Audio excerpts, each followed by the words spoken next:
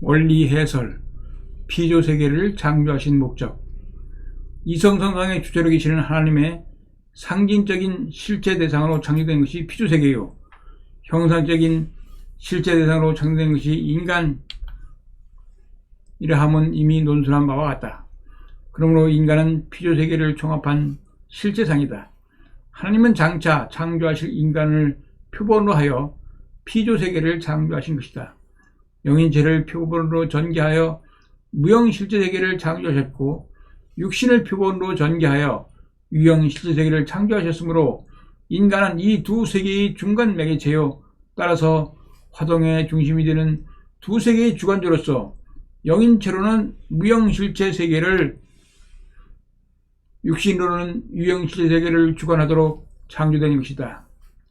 인간을 지으시되 머리를 하늘로 두고 생활하는 유일한 피조물로 지으신 것은 체형으로도 이 두 세계의 주관자임을 표시하기 위함이다.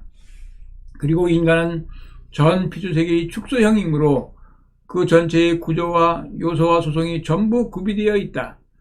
인간을 소우주라고 한 것은 지당한 표현이라고 아니할 수 없는 것이다. 하나님은 바다와 육지에 있는 하등 동물에서부터 점차적으로 기능을 복잡케 하여 고등동물에 이르기까지 창조하시고 최고급의 기능을 가진 동물로서 인간을 창조하셨다.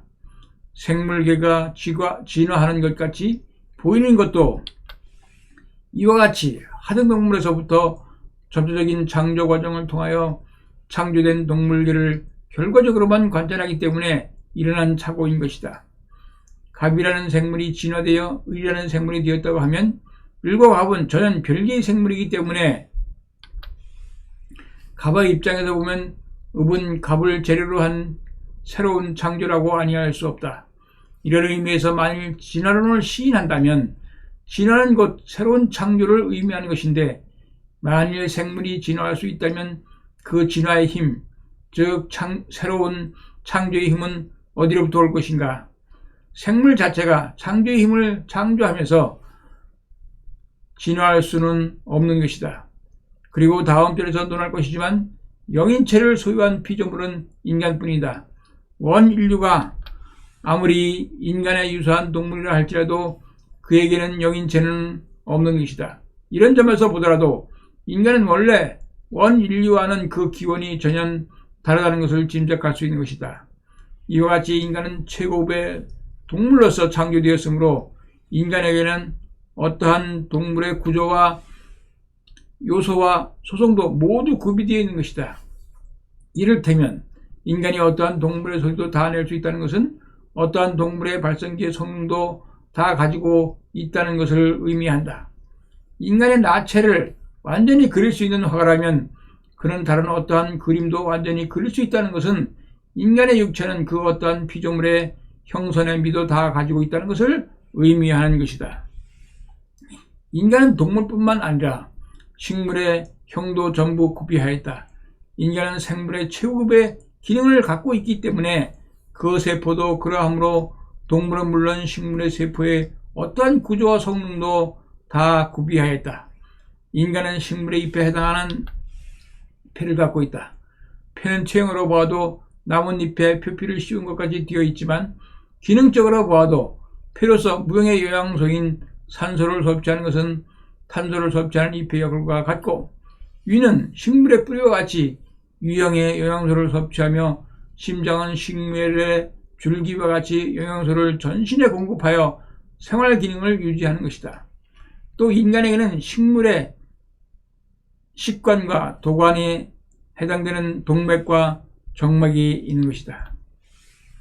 인간은 동물과 식물뿐만 아니라 흙과 물과 공기로 되어 있으므로 모든 물질의 요소도 갖고 있는 것이다. 지구의 형태도 인체 구조의 표시체로 되어 있다.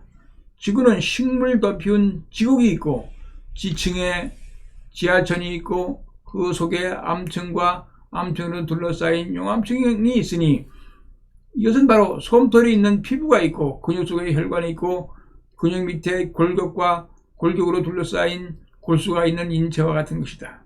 그러면 이와 같이 인간을 형상적으로 전개한 대상으로서 피조세계를 창조하신 목적은 어디 있는가 하는 문제는 인간을 창조하신 목적을 알므로써 이해할 수 있을 것이다. 기쁨은 무형의 주체의 성상을 그의 실체 대상에서 타각적으로 느껴볼 때 생긴다는 것은 이미 논술한 바이다.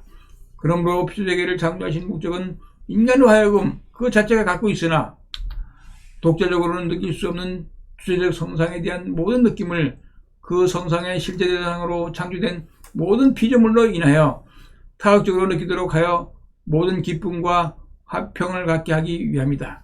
그러므로 자연계와 삼라만상은 인간의 주체적 성상에 대한 실체로 나타난 걸과 같아서 그것으로 인한 자극이 없으면 자신의 성상에 대한 기쁨은 느낄 수 없는 것이다.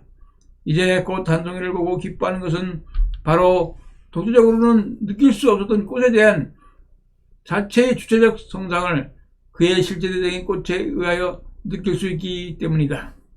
그러므로 명산 여수를 찾아보며 기뻐하는 것은 자신이 갖고 있는 성상을 타각적으로 느껴보고 기뻐하는 데서 지나지 않는다.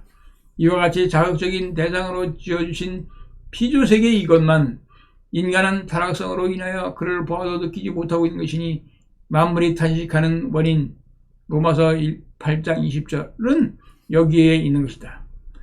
만물과 인간과의 관계는 인간과 하나님과의 관계가 같아서 인간은 만물에게 사랑을 주고 만물은 인간에게 미를 돌려야 할 것인데 인간이 타락되어 만물에 주는 사랑이 끊어졌으므로 만상계로부터 오는 인간은 깨닫지 못하고 있는 것이니 만물인들 어찌 탄식하지 않을 것인가. 이러한 원리로 보더라도 하나의 개성체로서 인간의 주체적 성상에 대한 완전한 실제의 대상으로 설 수 있는 존재는 인간밖에 없다는 것이다. 다시 말하면 인간에게는 인간에서보다 더 완전한 기쁨의 대상은 없는 것이다.